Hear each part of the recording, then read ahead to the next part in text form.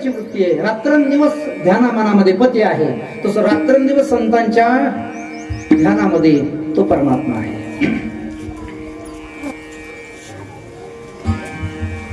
मुखामध्ये उच्चार जर असेल तर तो भगवान परमात्म्याच्या नामाचा उच्चार रात्रंदिन आहे. दिन रजनी हाची दत्ता गोविंदाचे पवाडे आसनी शयनी त्या भगवान परमात्म्याचं चिंतन आहे. आणि म्हणून संपर्कामध्ये येणारा जो कोणी जीव असेल ना, तो कितीही साधारण जरी असला तरी संत महात्मे सहज लीलया त्याचा उद्धार करतात, सहज लीलया उद्धार करतात. मग संतांचं वैशिष्ट्य सांगितलं जातं. संत महात्मे या मृत्यूलोकामध्ये आलेत कशा करता? संत आलेत तर ते जगतावर उपकार करण्याकरता, जगाचं कल्याण करण्याकरता आलेले आहेत. याच्यावर जगजीवांचा उद्धार करण्याच्या करता संत महात्मे या मृत्यूलोकामध्ये आलेले आहेत. मग गंमत अशी आहे, आपला उद्धार करण्याकरता संत आलेले आहेत ना, मग संतांनी आपल्याकडे यायला पाहिजे का आपण संतांच्याकडे जायला पाहिजे? काय वाटतं तुम्हाला? काय करायला पाहिजे? आपला उद्धार करण्याकरता आलेले संत महात्मे, मग आपण त्यांच्याकडे जाणं आवश्यक आहे का त्यांनी आपल्याकडे आलं पाहिजे उद्धार करण्याकरता? हा बरं, काय करायला पाहिजे? आपण तिथपर्यंत गेलं पाहिजे. आपला उद्धार करण्याकरता संत महात्मे आलेत, मग त्यांची वाट पाहायची का आपण तिथं गेलं पाहिजे. तुकाराम महाराज सांगतात, तुका म्हणे तेथे न पाचारिता जावे आणि संत चरणी भावे रिगावया. संतांना शरण जात असताना न बोलवण्याची वाट पाहू नये, आमंत्रणाची वाट पाहू नये, तिथं न पाचारिता न बोलावता गेलं पाहिजे. म्हणजे संत उद्धार करण्याकरता आलेले आहेत आपला, तर आपलं कर्तव्य की आपण जायचंय त्यांच्याकडे, आपण शरण जायचं त्यांना. त्यांनी आपल्याकडे येण्यात काय अर्थ आहे? मला काय लाज आहे? आपण त्यांच्याकडे गेलं पाहिजे. उद्धराया जल जड जीव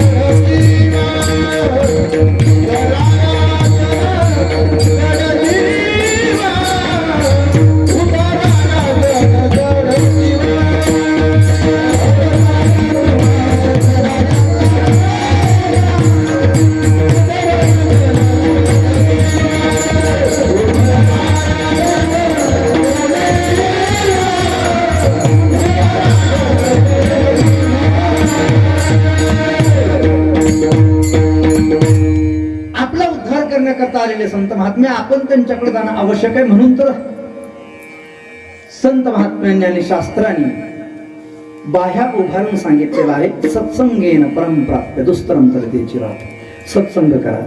भगवंताला मागत असताना जगद्गुरु तुकाराम महाराज सारखे संत महात्मे सुद्धा मागतात की संतांची संगतीच मागतात. अगदी प्रसिद्ध अभंग आहे, आपण नेहमी आणि रोज भजनामध्ये म्हणत असतो. शेवटच्या उपसंहाराला, हेची दान देगा देवा तुझा विसरण व्हावा, गुण गायीन आवडी हेची माझी सर्व जोडी, नलगे मुक्ती धन संपदा. आणि पुढं संत संग देई सदा. संतांच्या संगतीची अपेक्षा संत महात्मे करतात. याचा अर्थ असा आहे, संतांच्या संगतीमध्ये आपण गेलं पाहिजे.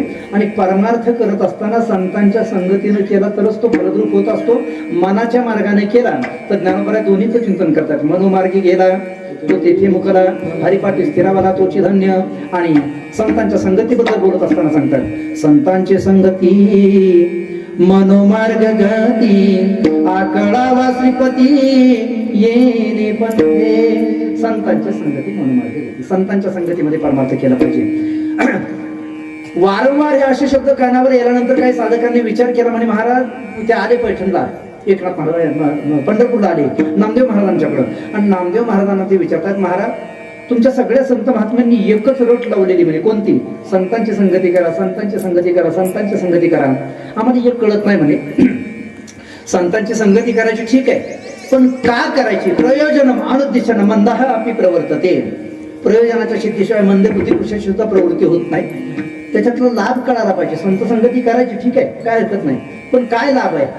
त्या संत संगतीच्या माध्यमातून आम्हाला काय प्राप्त होईल? अभंगाच्या पहिल्या चरणात संत संगती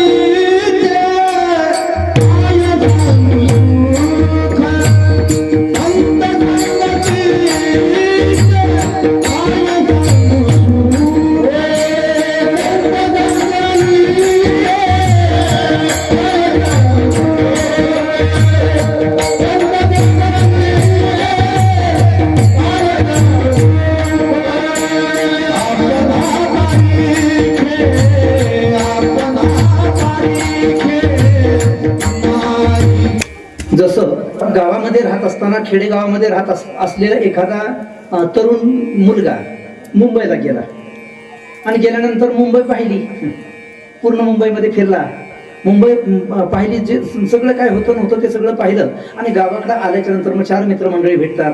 मग त्याला विचारतात, दादा मुंबईला गेला होता म्हणजे, मग काय काय पाहिलं? मग तो सांगतो काय काय काय अमुक पाहिलं, तमकं पाहिलं, फरणं पाहिलं आणि शेवटी तो सांगतो मी समुद्र पाहिला. काय पाहिला?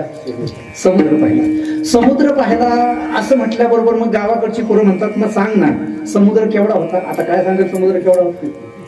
समुद्र केवढा होता परिमाणच नाही ना सांगण्याकरता. तो विहिरी एवढा होता म्हणेल का, तळ्या एवढा होता म्हणेल का, आपल्या गावातल्या ओढ्या एवढा होता म्हणेल का, एखाद्या नदीवर एवढा होता म्हणेल. त्याला परिमाण सांगता येणार नाही, बोटात दाखवता येणार, त्याला कोणत्याच मापामध्ये तो समुद्र बसणार नाही. समुद्राबद्दल बोलत असताना त्याची वाचा काय होईल? कुंठित होईल, बंद होईल. तसं संतांच्या संगतीमध्ये जे काय सुख प्राप्त होतं ना, त्याचं परिमाण काय सांगावं? आणि म्हणून महाराज सांगतात, काय सांगू आता, काय सांगा संतांच्या संगतीमध्ये किती अमर्याद अशा प्रकारचं सुख आहे, त्याची वाच्यता करणं ही अशक्य गोष्ट आहे. म्हणून संतांच्या संगतीमध्ये सुखाची प्राप्ती होते. का सुख प्राप्त होतं त्याचं उत्तरार्धामध्ये कारण सांगतात, आपणा पारखी नाही तेथे. संतांच्या अंतःकरणामध्ये द्वैत भाव नाही, म्हणून त्यांच्या संगतीमध्ये सुखाची प्राप्ती होते. द्वैत भाव नाही, द्वंद्व नाही. संतांचं वर्णन करत असतानाच असे शब्द वापरलेले आहेत, जी ही द्वंद्वादी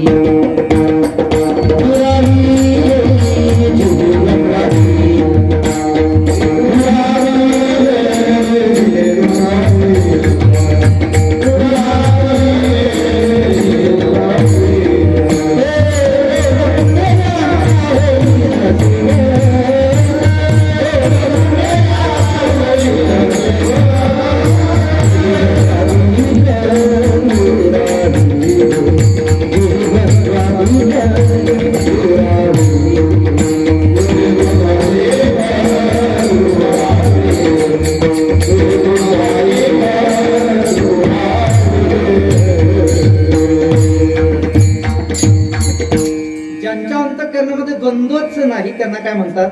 संत म्हणतात. द्वंद्व कोणता? सम विषम हा भाव ज्यांच्या अंतःकरणामध्ये नाही त्यांना संत म्हणतात महाराज. साधूंना सुखही समान आहे आणि दुःखही समान आहे. काकडा होत असेल बघा, होतो ना काकडा? काकड्यामध्ये एक अभंग आहे काकड्याचा, कोणता? सुख दुःख समान, सकळ जीवांचा कृपाळ, ज्ञानाचा उद्बोध, भक्तिप्रेमाचा कल्लोळ, धन्य जगी तोची एक हरिरंगीनाचे. सुख दुःख समान, सकळ जीवांचा कृपाळ.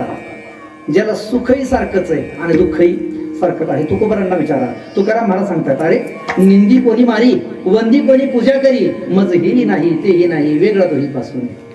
संतांना निंदा सुद्धा तेवढीच प्रिय आहे आणि स्तुती सुद्धा तेवढीच प्रिय आहे. स्तुती, एखाद्याने स्तुती केली म्हणून ते भारावून जात नाहीत आणि एखाद्याने निंदा केली म्हणून ते नाराज होत नाहीत. हा महत्वाचा भाग आहे संतांच्या आयुष्यामधला.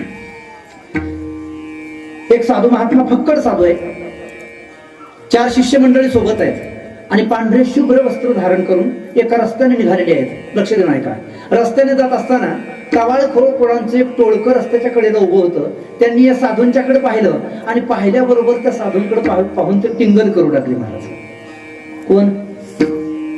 टवाळखोर मुलं टिंगल करायला लागले. वा वा वा, निघाले म्हणे बगळी. यांना काय दुसरे धंदे नसतात, आपला टाळ कुटायचा. आता काय काय ते बोलतात त्यांची त्यांना माहिती नाही. त्या साधूने एका कारणाने ऐकून दुसऱ्या कारणाने गोष्ट सोडून दिली. साधू परिपक्व होता. शिष्यांना घेऊन तो त्यांच्या समोरून असा पुढे निघून गेला. बरंच अंतर ते समोर गेल्याच्या नंतर शिष्य आतापर्यंत शांत होते, त्या शिष्यांना वाटलं काय, आणि पुढे गेल्यानंतर थांबवलं. थांबा म्हणे महाराज, थांबवलं ते महाराज. आणि ते शिष्य बोलायला लागले म्हणे, महाराज आम्हाला पूर्णपणे कल्पना आहे की तुमची ताकद काय आहे, तुमचं सामर्थ्य काय आहे. ती पोरं आपल्याला मगाशी बोलत होती ना, त्या पोरांच्याकडे फक्त डोळे मोठे करून जर तुम्ही पाहिलं असतं ना तर ते जळून भस्म झाले असते. पोरं एवढी ताकद तुमच्याकडे आहे, पण तुम्ही काहीच केलं नाही, तुम्ही काहीच बोलला देखील नाही. ते पोरं किती बोलत होते आपल्याला. त्या साधूने त्या पोरांना प्रतिप्रश्न विचारला. साधू बोलायला लागला, ठीक आहे तुमच्या प्रश्नाचं मी उत्तर देईन, मी का बोललो नाही याचं उत्तर तुम्हाला देईन, पण माझ्या प्रश्नाचं अगोदर उत्तर द्या. आणि साधूने प्रश्न विचारला, एक सांगा म्हणे, त्या पोरांनी जी टिंगल केली, त्या पोरांनी जी शिव्या दिल्या, त्या कोणाला दिल्या? आपल्याकडे पाहून आपल्या शरीराला दिल्या का आपल्या आत्म्याला दिल्या? शिव्या नक्की दिल्या कोणाला? शरीराला की आत्म्याला? पोरं निरुत्तर झाली, काय बोलता येणार. साधूने सांगितलं, हे पहा, त्या पोरांनी शरीराची निंदा जर केली असेल ना तर तेही माझ्याकरता चांगलंच आहे, आणि माझ्या आत्म्याची निंदा केली असेल ना तरी त्याच्यामध्ये माझं काही बिघडत नाही. निंदा स्तुती कशी समान असते पहा संतांना. शरीरम यदि निंदंती सहाय्य असते जना मम. माझ्या शरीराची जर ते निंदा करत असतील ना तर ते माझे सहकारी आहेत, कारण मी तरी काय करतो? अरे मी शरीराची निंदाच करतो ना. शरीर दुःखाचे कोठार, शरीर रोगाचे भांडार, शरीर दुर्गंधीची थार, नाही अपवित्र शरीर आहे. मी तरी काय करतो? शरीराची निंदाच करतो. मग आपल्या शरीराकडे बघून त्यांनी निंदा केली तर कुठं बिघडलं म्हणे? काय बिघडलं नाही. बरं चला, आत्म्याकडे पाहून जर निंदा केलेली असेल तर त्यांचा आत्मा आणि माझा आत्मा वेगळा थोडाच आहे म्हणे. फक्त शरीराने आपण भिन्न आहे, आत्मत्वाने दोघही एकच आहे. म्हणून आत्म्याच्या दृष्टिकोनातून जर विचार केला, आत्मानं यदि निंदंती स्वात्मानं केवलम तुयः, तर त्यांनी स्वतःची निंदा केलेली आहे. याचा अर्थ दोन्ही बाबतीमध्ये विचार केला तर मला वाईट वाटून घेण्याचं काम नाही. अर्थ असा आहे, साधूची स्तुती करा का निंदा करा त्याच्याने त्यांना काही फरक पडत नाही. जेही द्वंद्वाधिक दुराविले आपण पारिखे नाही तेथे.